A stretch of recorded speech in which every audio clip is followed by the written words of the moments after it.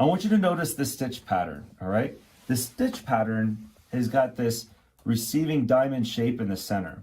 That's intentional because that is receiving the wings and holding the sponge in place. While the sponge is dry, you can just jam your finger in like that, create a little opening through the bottom. This is where you're gonna insert your tubing. Again, make sure the tubing's in the center. There it is. And then rest of the way, pinch those wings and then just insert it like that. At that point, you can go ahead and open up the flow and your sponge starts to expand. You can also remove this sponge so that another family member can use their own sponge.